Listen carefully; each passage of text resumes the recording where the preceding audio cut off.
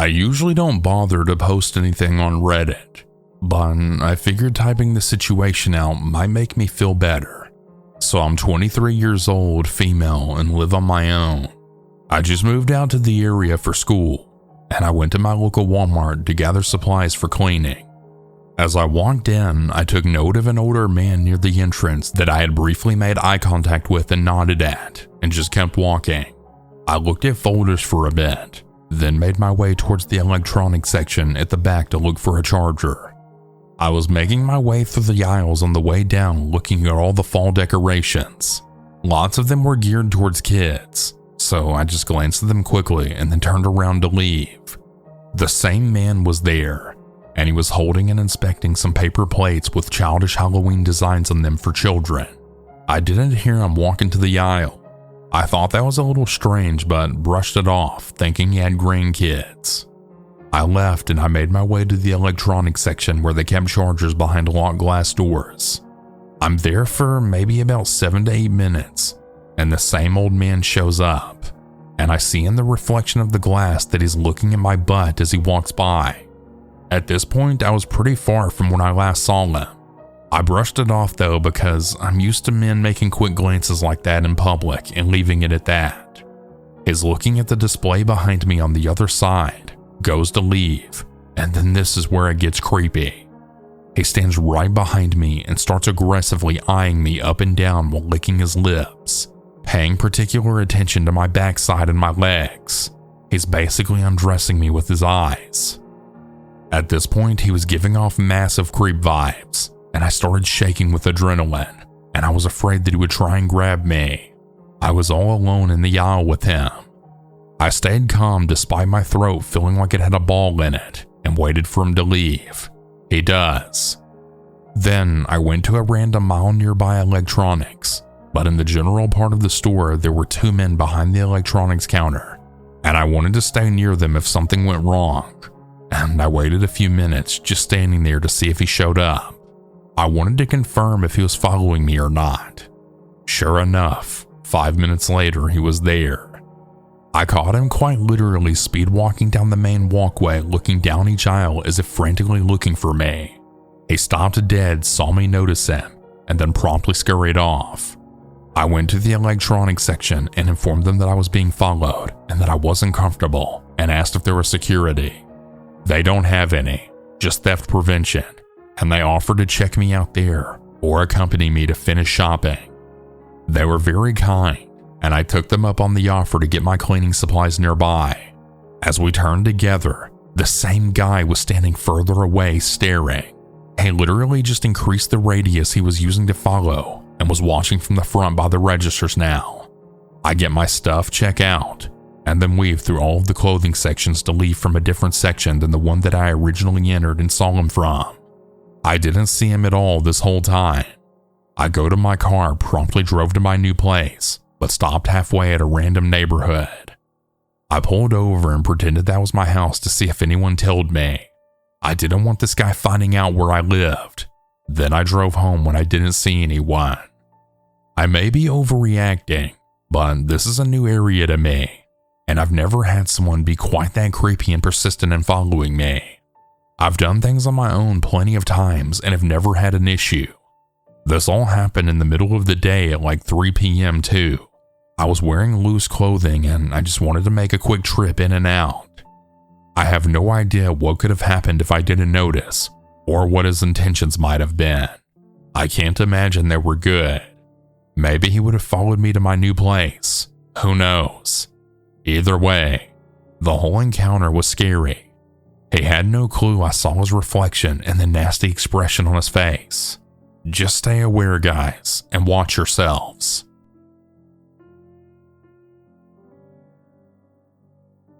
I, a female, was 22 years old when this happened. I worked in a grocery store which had been featured in the news. You could actually see me in the clip, and it was clear where I worked. I just came back from vacation and a coworker told me that some guy had been coming around every day for a week asking for me. When I asked who or why, they told me they had no idea, but that he was around my age and that he seemed a little off. A few hours passed by and my coworker came and told me that the guy was back and asking for me. Let's call him James. I can't remember his real name. In the back room we had a computer and you could see all of the camera footage from all over the store. I looked and I didn't recognize who James was, but decided to go ask what he wanted. He was clearly drunk and he said that he had seen me on TV and wanted to ask me out. I replied back with, "Oh, I'm sorry, but I'm in a relationship," even though I was single. I then said I needed to get back to work, and he asked me if he should come with me. I was confused at that, and said that I'm working. He then left, but I could see him through the cameras outside of the store drinking. A few hours passed by, and he was still waiting for me outside, so I had to use another exit when I left. The next day I came to work, and I saw him waiting for me outside the store. He had a huge smile on his face, and he walked up to me. He was really shy, and he didn't say a word until I then said hey while passing by to get into the store. He followed me inside, and he said that he needed to talk. I asked him what's up, and then he said, "How about we go to the movies?" He was really creepy, and I replied back with, "I'm sorry, but I have a boyfriend. Remember? I told you." As I was walking away, he had started following me and asking if he should come help me with my work. "No thanks," I replied. Once again, I looked at the camera footage, and yet again he was waiting for me outside. At this point, I'd started asking a male coworker to escort me safely to the tram every night when my shift ended. I started getting really scared once this had been going on for a good while, and he clearly wouldn't leave me alone. I asked my brother if he could drive me to work on his motorcycle and hug me outside of my workplace so it looked like he was my boyfriend, and then James would maybe leave me alone, since I knew he was somewhere watching and waiting for me to get to work. It didn't help. I had started getting messages like, "Is that your boyfriend?" and "He doesn't need to know if we go out." I was totally confused about how he even got my number in the first place. I asked all of my coworkers, and a new one said that she'd given my number because he said he was a friend of mine. I was pissed. At this point, I'd asked all of my male coworkers to throw him out if he ever came back, which was a lot. A couple of weeks went by without any harassment, and I finally thought he had left me alone. Boy, was I wrong. I came to work one day and I was in the changing room, and I heard that we have a new coworker and it's his first day. Didn't think anything of it and proceeded to change my clothes. Once I got out of the changing room, my jaw dropped. Another coworker then said, "Hey, this is James." I looked in horror as she asked me what's wrong. I said, "I know, this is the creep that's been stalking me for weeks," as James then smiled. I went and searched for my boss to ask him what the hell. My boss said he had no idea that this was my stalker, and he kind of just laughed it off as no big deal. I told him, "Either he leaves or I will." He said that I wouldn't have to work the same shift as James, but that he couldn't fire him. He lied. I had a lot of shifts with him, and wherever I went, he always followed without saying a word. He just kept following me.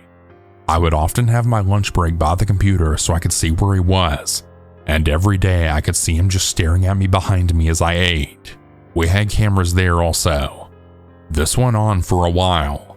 He would text me every day, but at work he didn't say a thing, just stared. My boss finally understood what a freak James was, and that he didn't do any work, just stalking, and started to think of new ideas on how to fire him. One time I noticed James was clearly drunk at work, and I told my boss. He got fired, and this is when the stalking finally stopped.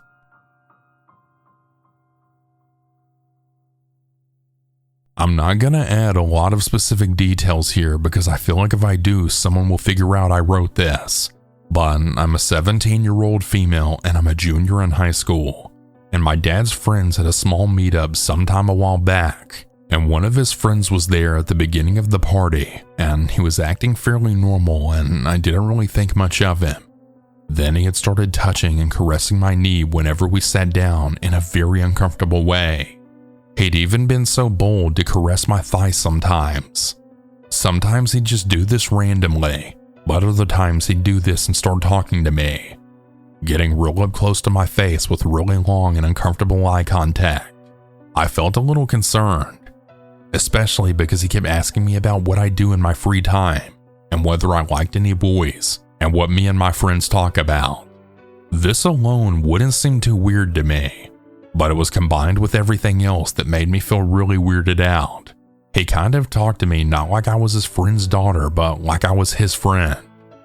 One time I remember getting up to get some lemonade. All of the adults were in a separate room, and he'd come right behind me and caress my back and ask more about my life, with again really freaking uncomfortable closeness and eye contact.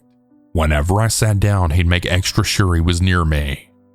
Another time he just sat next to me and slung his arm over my shoulders, and he kept asking me stuff which I awkwardly but very politely responded to, and while this was happening he said, "I think I should spend more time with you, just you and me," with a horrible smile.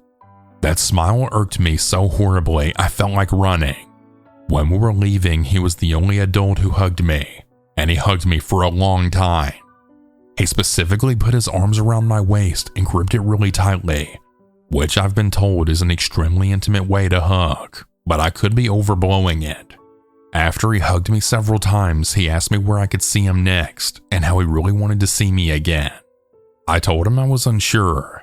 Then out of nowhere, he had started helping my mom and dad bringing their stuff to the car, which is extremely unnecessary since we only had a few bags, which we could definitely carry ourselves, but we didn't say anything.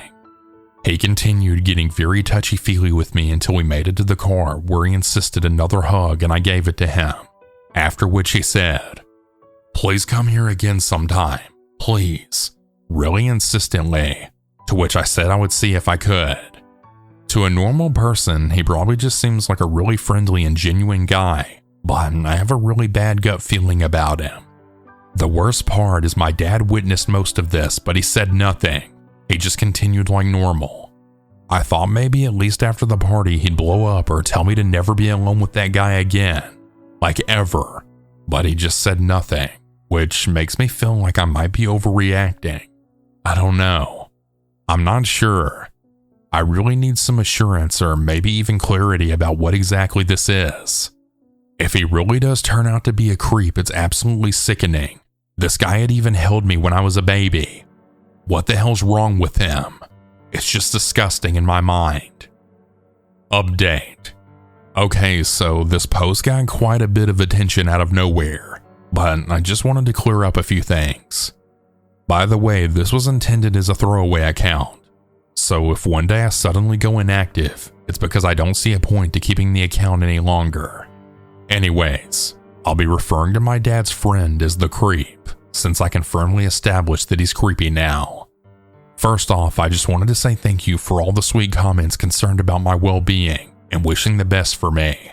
It really means so much more than you guys could ever know, and I wholeheartedly appreciate the care you guys put into the advice and comments that you shared. Secondly, I want to address the amount of concern for me in these comments, because to a certain extent, I feel like people think this event has traumatized me, and I would like to clarify, I am in absolutely no emotional or physical distress over this. I mean, of course, this event disturbed me and it made me want to avoid the creep altogether, but I would never let my life be demolished over a man who's balding, not gonna lie. Now, this isn't to shame or downgrade the experiences of people who've actually been traumatized by the stuff like this or worse, because I've seen the terrible impact it can really have and how seriously it can mess you up. I guess I should have been more careful with my wording. I was uncomfortable, yes, but I was also mostly annoyed at it. It wasn't like I was scared, I just felt awkward about it. It wasn't much better, but I'm not in as terrible of a state as you guys think I am. I just wanted everyone to know that I am doing fine. College applications and graduation stresses me out way more and takes up more of my time and headspace than this event. So don't feel too bad for me because my life is actually pretty good at the moment. I don't see the creep that much at all. And even when I do, it's in large public areas where friends and family are around. So I don't feel suffocated or controlled or helpless around him. And I guess I should have clarified this, but I did try to make attempts to shrug him off, and he did retreat back a lot of those times, only for him to do it again, which yeah is crazy. I feel like people think I just let myself be a sitting duck, and I guess it's my fault for that. I apologize, but I will be more vocal with my discomfort next time. Thank you guys. Thirdly, to everyone telling me to inform my parents, which is basically all of the comments. I appreciate the advice and I know where you're coming from. People in this situation should tell their parents, but telling my parents would probably do nothing. The thing with my parents is that they're very, I guess you could say, emotionally unintelligent. They won't be able to understand what exactly or how exactly the creep's actions make me uncomfortable. I could try explaining, but that is a long, tedious process, and it could just lead to a big fight in the end with everyone hating each other. So I've decided against it unless I see a change in them, which I highly doubt is going to happen. But you guys are right. If not my parents, I should at least tell a trusted adult. I just need to figure out who, and you guys can be rest assured I will tell a trusted adult.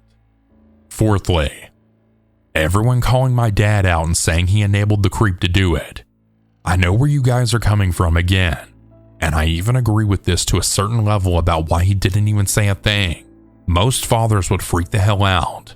Sadly though, my father is not most fathers. Not to say he's an awful father, he's just not the best. As I said, my parents are very emotionally unintelligent. I'm not sure how both of them are this way, but it's the cards I've been dealt, and I have to sort of deal with it. So I'm pretty sure when my dad saw this happening, he had misinterpreted the entire situation, or maybe he just didn't understand that this was highly inappropriate. However, my dad does get mad at crap like this when he recognizes it. One time when another creep was sniffing and playing with my hair on a subway, I'm pretty sure that guy was mentally not sound. But anyways, my dad pushed him and stomped on his foot pretty aggressively. My dad's also a pretty big dude, so the guy got scared crapless. So I know he doesn't enable it, and I highly doubt he'd let it slide just because the creep's his friend. They don't even talk to each other until they meet up, which is only like once or twice a year. So I'm pretty sure of this theory of mine. I think he just didn't recognize a more subtle form of creepiness, or played it off because he thinks his friend wouldn't do that. A lot of people in the comments have shared this theory as well, and I highly agree with it knowing my dad. A second theory is coming from the fact that my dad is a very strict disciplinarian, and he didn't want to cause a scene at the party or in front of me because he didn't want to be seen as emotional or aggressive. He's had a complicated past of anger issues and is trying to learn how to control it. So I'm pretty sure if he recognized what was wrong with it, he would have talked about it with my mom, privately. I don't want to talk about it with my dad or mom because I know they both don't know how to handle it or talk about it well. So it's better if they just figure out their own crap and just keep a secretive protection protocol or whatever whenever this happens. As for my mom saying nothing, well, she wasn't around me for most of the night. She was busy talking with her friends, so I'm pretty sure she didn't notice either. I know this may be a biased opinion from a young, naive teenage girl, but I think it's most probably likely. Fifthly, I'm going to go to college next year, so I'm probably going to meet the creep like once again in the entire rest of my life, and I can protect myself pretty nicely, especially when there are people around. I will try to be more vocal about him trying to touch or feel me now whenever he does it. Thank you guys for telling me that. I don't want to think about this night for the rest of my life because it was like a scar on my psyche. Because in honest truth, regardless of the creep's weird behavior, I really had a lot of fun with my siblings and cousins that night, and I don't want to taint that fun with whatever that guy is going on. I'm gonna be going to college pretty soon, and I want to be able to leave all this crap behind. I want to be a new, better person with new friends and new experiences, but still have a little bit of the old with me as well. So I can honestly say life's got bigger plans for me than this, and I'm certainly not gonna let it drag me down. Over the years I've been on Reddit, I've shared a handful of stories to this sub. This is the one that I've been saving for whatever reason, and I think I'm ready to share. This is probably my last post in Let's Not Meet, since it's not very often that something happens that is worthy for a Let's Not Meet post. Definitely not a bad thing. I've also shared my other few experiences, and I think I've saved the best for last. Everything mentioned here is 100% factual. It's gonna be long, but I believe it's worth it. I grew up in the South. Tons and tons of beautiful places to see that haven't been taken over by concrete yet. It's nice, but along with that, it's also pretty boring. Being a teenager and wanting to go out and have fun led to mostly improvising with your buddies and hoping something good will come out of the night. There wasn't really a local spot to go hang out at like a club or a cool bar, and the places that were close to this were boring because you did them so many times. I'm sure if you've ever lived in a rural area, you can understand that feeling completely. Something that I found a ton of enjoyment in as a teen was just cruising around super late at night just listening to music. I would fill up my gas tank, grab something to drink, a cigarillo, and I would just take off driving around until the sun came up. It was a way for me to just clear my mind and relax. Those country back roads were always fun to drive down at 2 a.m. and were also just the right amount of spooky. Well, one night I absolutely got more than I was to bargain for. I can't remember what month it was exactly, but I know for a fact it was in the summertime because I was out of school, and I also remember it being a comfortable, chill night. So if I was to guess, it had to have been around July or August. I was cruising around like I always did and was completely worry-free. I had music blaring and I was in my zone. I decided to head down to a park just out of boredom. This particular park is at the very end of a long stretch of desolate country road, but it's a really pretty drive because of that. When I say desolate country road, I don't mean that it's just some dirt road that goes through the woods or anything crazy like that. It's a normal paved road, but there's really nothing on it after a certain point. The entire road takes about 20 minutes to drive down to get to the park. And after about 10 minutes into the drive, the houses start to get spread out further and further to becoming no houses and just roads leading into the park. I think a lot of the reason I like this drive at night is because of how creepy it was, and I looked at it as some sort of adventure or whatever. The park isn't open for camping or anything. It's mostly just a lot of land with walking trails and biking trails set up through miles of woods. So obviously at around 3 a.m. in the morning, it's pretty dead. I made it there and just did a slow normal little loop around the park. The night before, it had stormed very badly. So badly, I remember my parents and I had to take shelter because of the threat of a tornado touchdown. There ended up being no tornado, but the storms were pretty damn rough. Because of this, I came upon a fallen tree in the road that looped around to the exit of the park that must have happened because of the storm. It wasn't some massive tree or anything though, but I know for a fact that there was no way I could have gotten over it in my car, obviously. It was pitch black everywhere besides the front of my car because of my headlights. And because of that, I immediately ruled out backing up the entire way I just drove when I entered the park. I knew that was super dangerous and there was no way. At this spot on the road, there was flat land on each side of me. I figured that it would make the most sense to just back up in the grass beside me just a little and then drive back the way I came. It was a one-way loop around the park, but I wasn't really worried about going out the wrong way since it was so late. So I had started to back up off the road so I could get my car turned around. All was good until I went to pull back up on the road. I totally didn't take into account how wet the grass was and the amount of mud. My car went absolutely nowhere. My back tires were completely stuck and were spinning in place as I was trying to floor the gas pedal. I'd started to become pretty scared at this point. Not the most ideal situation to be in. I immediately took my cell phone out of my pocket and saw that I had service. Super huge feeling of relief. I called my parents and told them what happened and where I was. They were pretty pissed at me, but they said they will pay for a tow truck to come get me out. My parents both drove small 4-door sedans, and they would have been zero help in this situation. I was about 45 minutes away from my house and the rest of most human civilization, so I realized that I would be stuck out there for at least an hour before someone was able to come get to me. Freaky feeling, but I tried getting out of my head and just continued to listen to music and be on my phone in the car while I waited. Not really much more I could do. After I kind of calmed down from the initial anger I had, I had started to check out my surroundings. I didn't even notice at first because of everything going on, but in front of my car's placement was a field that was full of the most amount of deer I think I've ever seen at once.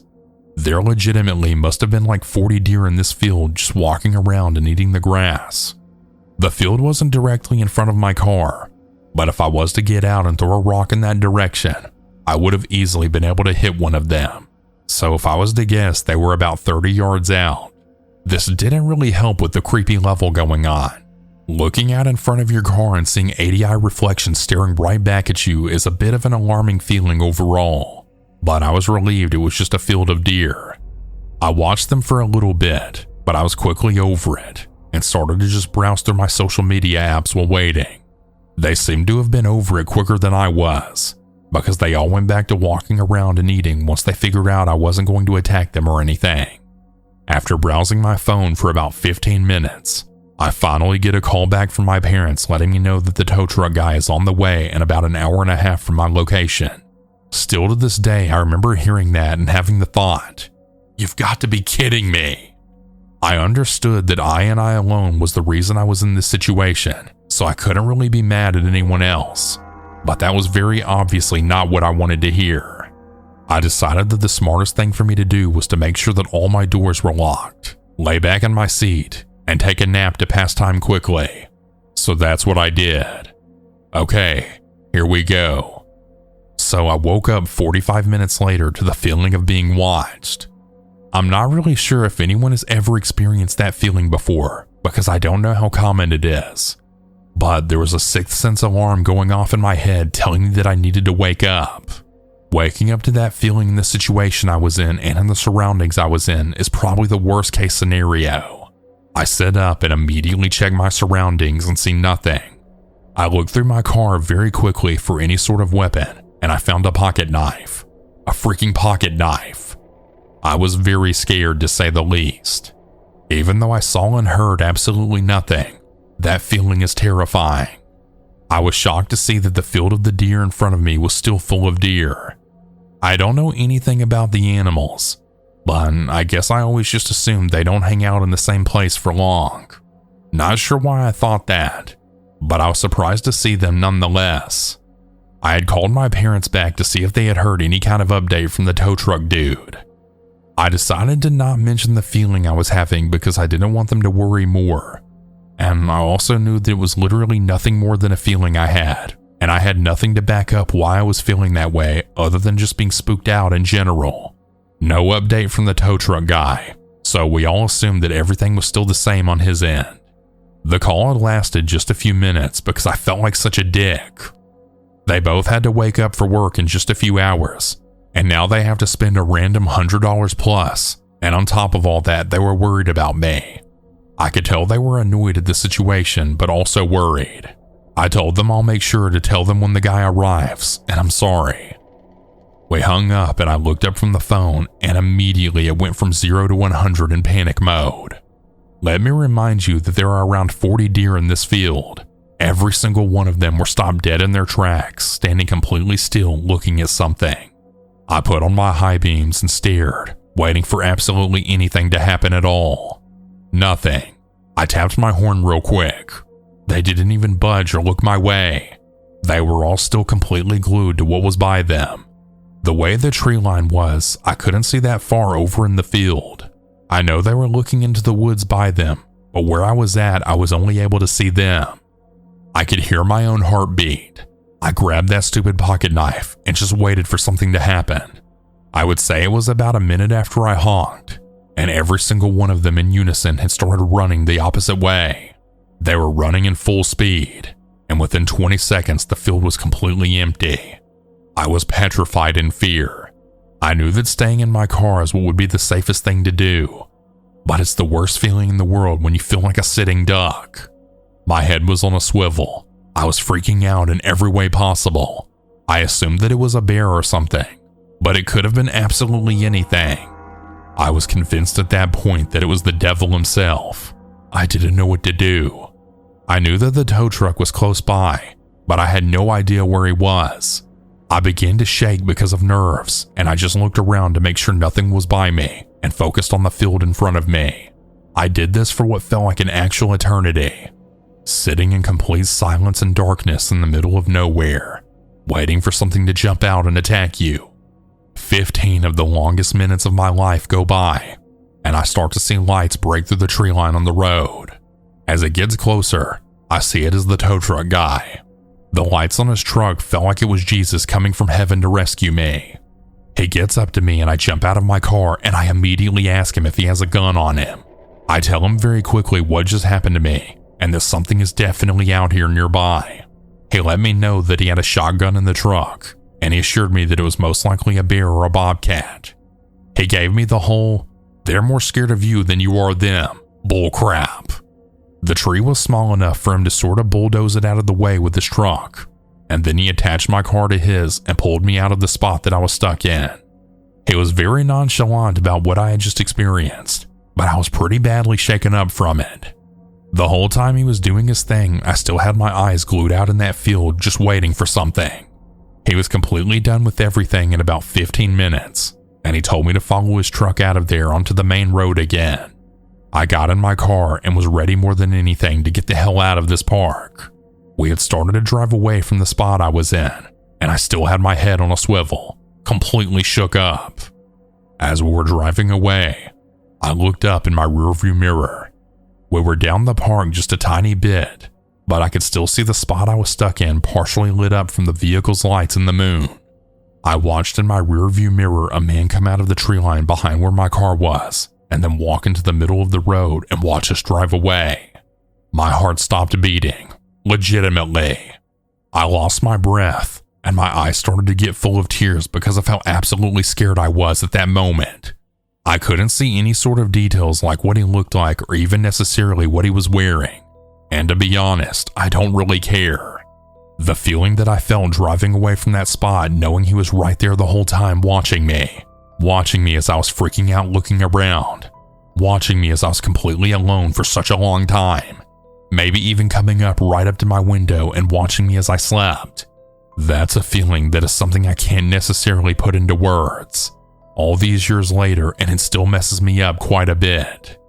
The entire time we were driving off, as long as I could see him, he didn't move, just watched us on the road. A million things went through my mind. I was scared there may have been multiple people up the road waiting for us.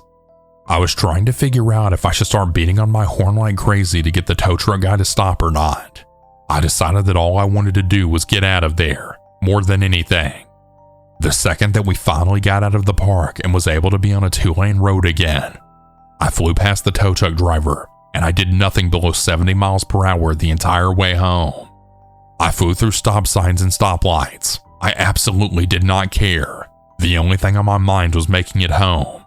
I got home, ran inside, very quickly acknowledged my parents and said sorry and thank you, and then went to my room. I didn't get a single second of sleep the rest of the night. I was searching for any sort of records of things happening in that area, escaped convicts, similar stories, etc. I eventually came to the conclusion that the man was some sort of squatter or homeless. I read many things online about how it's common for homeless in rural areas to build shelter in the woods, which does make sense to me entirely on why they would do that, but obviously the unknown is the scariest part of it all. What if he wasn't homeless? What if he was just going to hurt me? What if? There's so many possibilities of what could have happened, but the outcome that did happen is what I'm most grateful for. I never told my parents the story until many years after it happened and I was already an adult and moved out. It freaked them the hell out too when I told them. I never went back to that park, ever. Even though I no longer live there, I still have no desire at all to ever go back there. I don't think I could even in broad daylight with a ton of people around. I also made the decision to stop doing those late night cruises. I did a few after that time with other people, but even then I felt very uncomfortable and on edge.